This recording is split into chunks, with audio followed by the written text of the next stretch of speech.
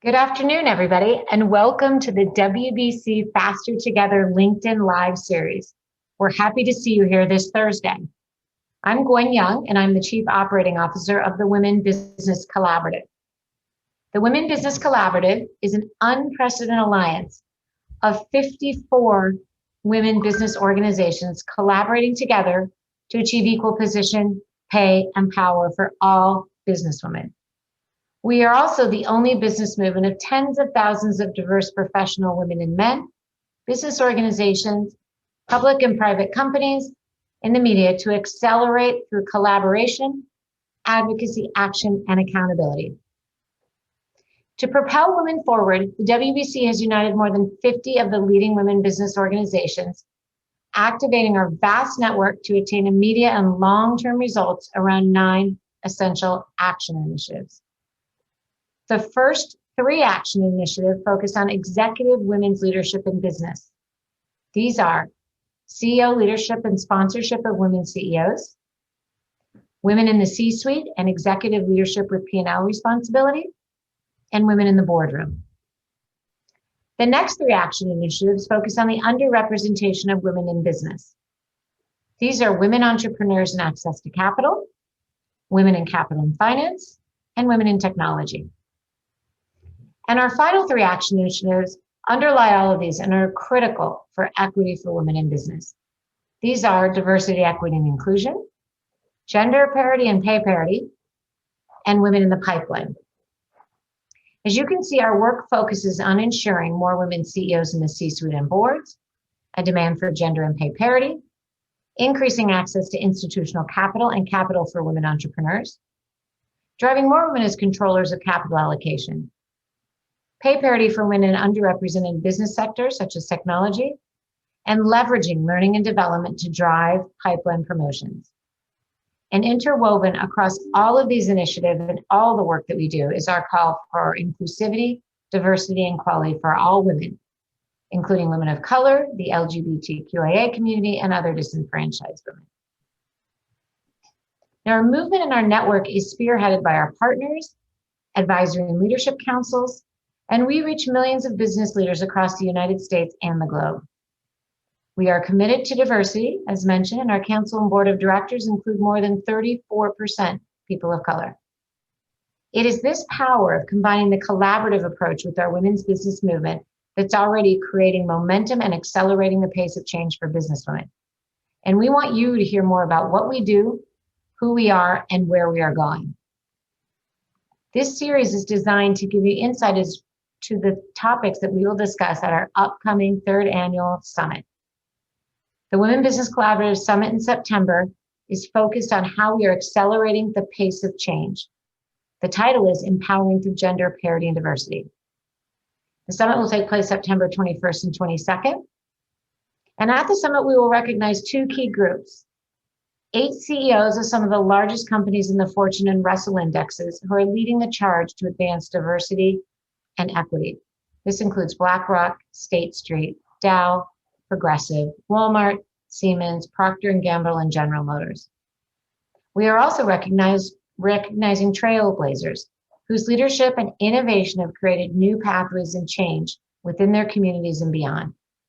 The trailblazers include the Secretary of Commerce, Gina Raimondo, the Sunda Brown Duckett, the CEO of TIAA, Magic Johnson, the President and CEO of Magic Johnson Enterprises, Indra Nooyi, the former CEO of PepsiCo, Lily Ledbetter, activist and author, and Joey Ryman, founder and CEO of Brand New World Studios. So in addition to these key groups, you will also hear from key and critical WBC partners, champions, and sponsors across industries and sectors on how to best create equal position, pay, and power. This includes topics ranging from DE&I and how to build leadership across technology and healthcare industries to building the movement. One of our key topics is the future of the staffing industry and how to build the workforce of today and tomorrow. This is what we are talking about today. In this conversation, we are joined by 2 of our key leaders of our Staffing Council, Barb Bruno, CEO, Good at Gold Training, and Kip Wright, the CEO of Genuent. Both Barb and Kip sit on the advisory council and are critical champions to moving forward towards our target. And Kip Wright also sits on the WBC board. Welcome, Kip and Barb. We are thrilled to have you today. Thrilled to be here. Thank you so much. Excited to be here. So Barb, I'm going to start with you. And I want to ask both of you the same question. Why did you join the WBC? There were many reasons why I decided to become part of WBC. And first of all, when I reviewed the website and looked at the 9 initiatives, your 9 initiatives really align with my core values and what I believe in. So that made it very attractive. The leadership, when I read the members of the advisory board and looked at who was leading the organization and everybody that was involved, I mean, they were the type of people that I would like in my network. This is the only organization that is a collaborative of so many other groups. I belong to so many groups where we've been talking about these issues for years. And when I looked at what WBC accomplished in 1 year, it was more than I've seen other organizations do in 10 years. You know, WBC doesn't talk about things. WBC identifies issues and then comes up with solutions. So I've always believed if you're not part of the solution, you're part of the problem. And that's why WBC was so attractive to me. And again, of course, the work stream. When Kip approached me and we talked about the work stream, the staffing and recruiting industry, that has a special place in my heart. I've been involved in that industry for over 30 years. And just the fact that we could, you know, push forward some of the initiatives that need to be pushed forward in my profession. And lastly, WBC is fun. I've made some phenomenal friends, some phenomenal connections. I can't even put a value on the time I'm spending in WBC, because what I'm getting in return just by listening to the other members and serving on the advisory council. I would encourage anybody out there that really is looking for an organization that is motivating people to make major changes, and you want to network with some of the best people in the country. I mean, this is a group to join. So it was an easy decision. Kip, turning it over to you. And Yeah, thanks for being in, Barb.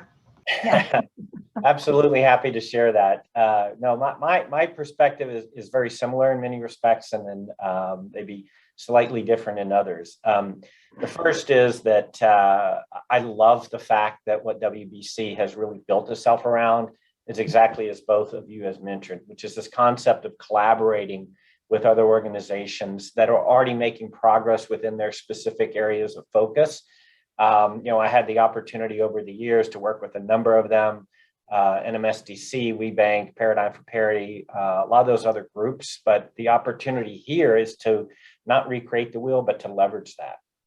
Secondly, I would tell you that the mission absolutely rings true to me. I think it's incredibly important to, as you said, achieve equality in pay, position, and power for all women in business. And I think that probably the most articulate way of really describing what we're trying to achieve. And I love that. And then the third perspective I would give you is that as a CEO, which is, as a CEO, I believe that building diversity and building a diverse workforce and a diverse company is more than just a socially responsible objective. It's actually vital in developing a successful and competitive business. And it is that because of a couple of things. So one, it better represents the profile of the customers that you're often going to serve. And so if you don't look like the customers that you support, it's very hard for you to be able to truly achieve and deliver the type of product or services that we're looking for. Second, diversity in an organization provides diversity in terms of perspective. And I believe different thought perspective becomes really important to solving business challenges, business issues. Third is that it dramatically improves the engagement of your employees. And a more diverse workforce represents more of the society, and employees today and frankly in the future are continuing to demand that. And then last, I think probably the most important piece is it empowers people when they feel like they're treated fairly, when they feel like they're treated as part of the organization, and as our diversity and inclusion team loves to say, not just to be invited to the party, but to be invited to plan the party. I think that's important. Gender diversity is a big piece of that, and helping to drive that cause has a lot of personal motivations for me. So that's why I'm involved. So tell me a little bit, Kip, why the staffing workstream? Why did we develop this, and what was the thinking behind this within the WBC?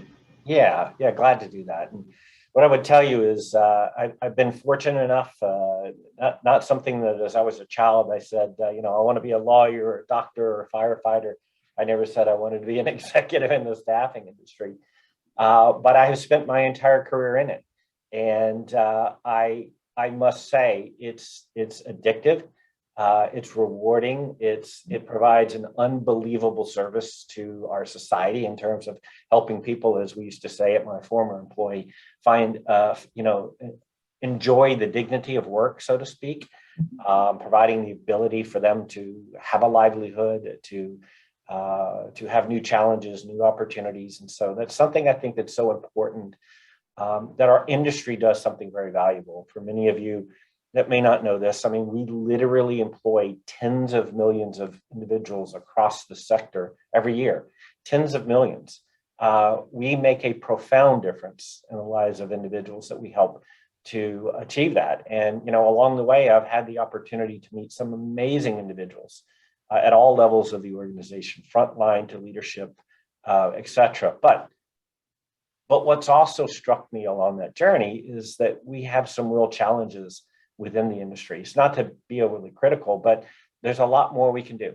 We can do better. In particular, I've always marveled at the fact that if you look across all staffing providers, in particular in the staff resources that actually support their associates and consultants, we're overwhelmingly diverse, and overwhelmingly maybe diverse very specifically from a gender perspective. But the minute you get into leadership, it drops off. Why is that? We've got to fix that. And so that was one of the drivers, and turns out to be one of the findings in our survey that really kind of motivated me to say, hey, we've got an incredible industry here. Let's step forward and do the right thing. So a bit about the objectives, because I know we've got, and I want to hear from you, Kip, and then maybe follow the objectives of some of kind of the findings of what we've done from Barb. What were the objectives of this staffing workstream? Yeah, we tried when we formed the work stream, and I must say this has been an amazing effort. We created this idea, raised our hand within the WBC, and said we'd love to create a group, if you will, a council to go and drive this. And I mean, within a matter of weeks, we had 25, 30 participants, different leaders from different staffing companies raising their hand, enrolling in this. And so what I'm going to describe to you is a collection of their thoughts, their insights, their contributions in terms of where we should go. We kind of divided this into three, if you will, three kind of key areas that we would focus on. The first was educate, is looking at where we are as an industry today, and then creating some benchmarks so that as we look forward, we would have something to measure our progress against, right? So it was that educate piece that was kind of the first milestone in many respects, where we are focusing a lot of our attention today. The second is elevate, right? Is to begin to create the awareness around parity and around a focus in the staffing industry, and why it's so important and where some of those gaps are that we can address. And again, I think our survey is beginning to move into that second phase. And the third is really activate, is to start to provide clarity around the steps that can be taken to create examples of companies that are doing a fantastic job around this. And so if we can achieve those three things, educate, elevate, and activate, we're going to be on a path to making a profound difference in this industry. Like the educate, elevate, and activate. Yeah, Barb, tell us a little bit about the approach to this. And I know you've been, heavily involved too, and we're going to talk a little bit about the findings as well. Right. The approach we took is sort of divide and conquer, because there were definite areas in order to accomplish the three things that Kip just outlined. We thought, okay, there's four main areas. So why don't we form four separate groups and then appoint individuals that were in the work stream to be leaders of those groups. And so we broke it down into pay equity was one group, and that's led by Diana Mertz, women in leadership that is led by Sunny Ackerman, gender diversity that is led by Therese Baker, and diversity in the staffing industry that's basically led by Amy Lascola. And so what we've done is we've asked them to look at these specific areas and then come back to us with their recommendations, like what actions can we take? Because again, WBC is very action oriented. So how do we solve some of these issues that we're facing. And so we've got such talent and such brain power within the work stream with all these different individuals that we broke it down into 4 groups. We also have aligned the 4 primary national associations and the main research group that reflects our profession, represents our profession, and that's never happened before. So we have ASA, TSA, NAPS, and SIA doing monthly calls. And these are the 3 national associations and then the 1 research organization that represents us. And to have them at the same table, and we even talked about meeting bi-monthly, and they go, oh, no, we want to meet monthly. And they're sharing ideas. We're providing them with information, and they're basically, their members are very hungry for the data and the information that we are now providing. And they know we've got this work stream. Their members participated in the survey, so this is them telling us what's going on out there. And so by having all this representation, it gives us a much larger voice and a much larger scope to reach the people so that we can initiate change. So we've talked about the survey, but Kip, tell us about the survey. Tell us what you did with these groups and these work streams, and you've got sort of seems like everybody under the umbrella. Tell us about the survey. We've mentioned it several times. So yeah, and Barb kind of mentioned some of the outtakes, the 4 work streams that came from that, and those resulted from our analysis of a survey. So the survey was really key to launching all this, and let me back up and describe that. What we were able to do is in partnership and association with the 4 research partners and association partners that Barb mentioned. And by the way, that's key because there's that whole concept of Women Business Collaborative and collaborating with organizations that have the ability to extend our reach. So vitally important. We put this out and we were able to put this out to the entire industry. Really, it was quite amazing the reach that we were able to achieve with that. We had nearly 500 respondents, and those respondents represented public companies and private companies, represented small local staffing companies and large multinational global companies. They represented companies from virtually every sector of the space, light industrial, admin, clerical, IT, engineering, healthcare, and they also represented companies that were led by both men and women. And again, a very important piece to be able to create a much broader perspective. The survey itself, we looked at some of the traditional things that you would want to look at, the makeup of the organizations. We looked at things like ambitions. Do you have plans to create more gender diversity, more diversity from a racial or ethnic perspective? We asked questions around priorities. And because we were able to capture these different dimensions, we could actually dig down and look at and see if an organization is led by a woman, are the priorities different than if they're led by men? If we asked the question around whether or not they had written plans in terms of achieving diversity, is that disproportionately more likely if it's led by a woman CEO versus a male CEO? And so the insights were really amazing. We took all that information and actually put it into a Power BI dashboard. So instead of simply publishing the results, we said it'd be really powerful if we could use dynamic graphs to be able to associate and to filter and to take different dimensions of it. So we're pretty excited about that. And I think we may even be sharing a link to that survey here in the chat board today. Yeah, and we posted on the WBC website. What'll be nice too over time, as we've talked about, is to watch the trends, but also watch the progress that these work groups are driving.